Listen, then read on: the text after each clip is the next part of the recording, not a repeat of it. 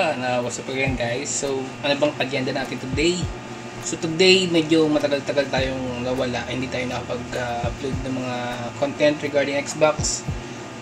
Kasi kadahilan ng wala tayong TV. So yan.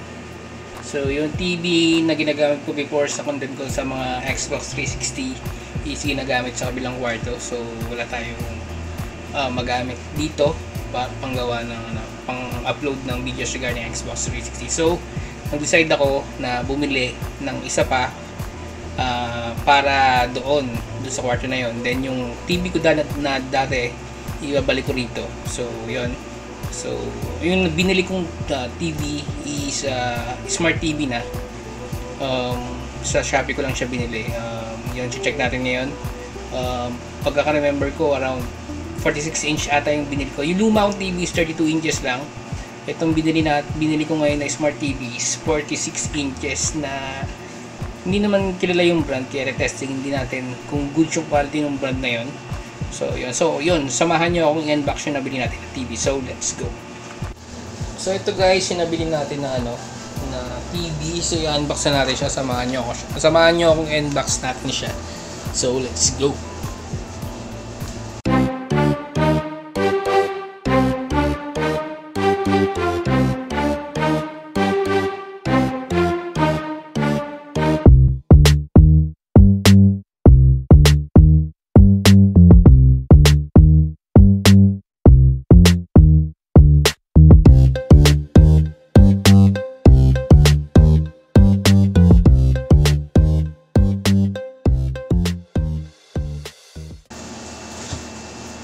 So yun guys, ito nga yung brand na JJKDL, yung brand ng TV.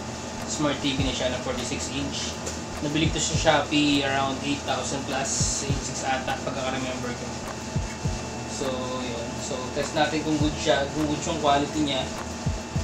Nakita ko naman kasi sa reviews, goods naman, mabilis naman yung response ng TV. Compared sa unang nabili ko, alam ko nabili sa baba.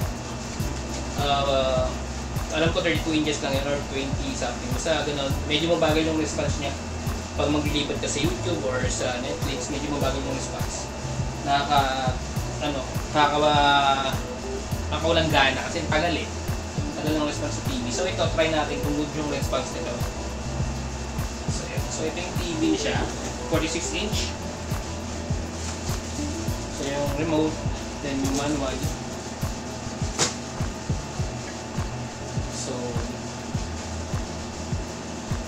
Sumunod natin yung paa niya.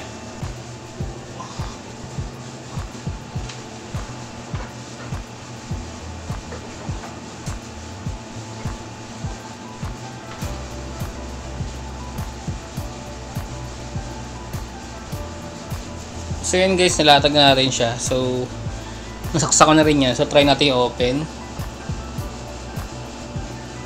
So yan. So check natin yung response niya. Kung mabilis tong TV na to. So yan, tingnan natin yung response.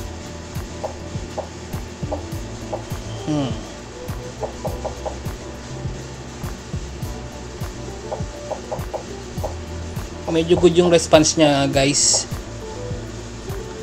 Check natin to. YouTube tayo, testing. Connect po natin sa network. So yun guys, na-connect natin sa network. So test na natin. So sa remote niya, meron na siyang shortcut ng YouTube sa Netflix. So kung gusto niyo dumrekta sa YouTube or sa Netflix, click nyo lang yan. So try natin yung YouTube na.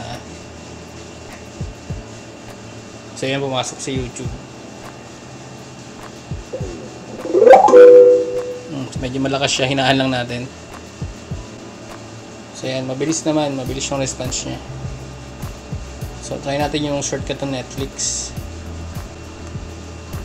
So yan, goods naman. So ngayon, try natin maglaro dito using yung TV na to, kung maganda yung display niya sa games. So punta lang tayo sa home. Punta lang tayo ng home menu. Sa quality ng display sa games, parang naninibago ako, parang medyo pixelated yung display niya compared sa luma ko na TV na 32 inch. mas smooth yung display doon. Ito kasi ano na to 1080p 60Hz, same sila nung luma ko na TV na 32 inches lang, 1080p 60Hz din yun. Pero mas smooth yung, para sa akin, or hindi bago lang talaga siguro, mas smooth yung display nun. Pagdating dito sa games.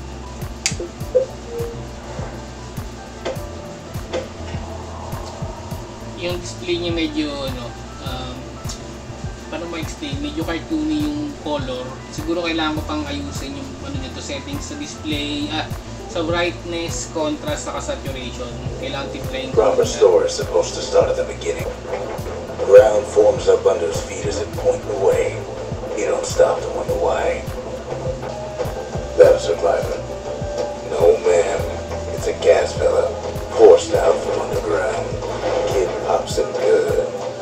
So yun guys, okay naman. Successful naman yung ating testing today. So, yung TV na nabili natin goods naman. So, fast response naman siya. Then, siguro ang nakikita ko nga ng issue dyan yung color or yung display quality niya sa games.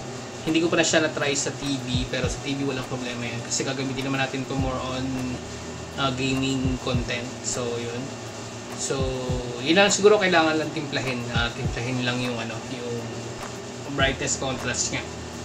Para makuha ko yung gusto ko na quality display niya sa games. So yun, dahil nga may TV na tayo, makakagawa na tayo ulit ng mga tutorial videos regarding sa Xbox, sa mga question regarding Xbox 360. So kung may mga questions kayo, i-comment nyo lang dito sa video na to para next gawa na natin ng tutorial yung mga request nyo ng video. Total meron na tayong TV para magawa yun. So yun, so tingin ko successful naman yung activity natin today. So see you again guys sa next vlog. Please like, comment, share and subscribe to my channel. So yun, so thank you.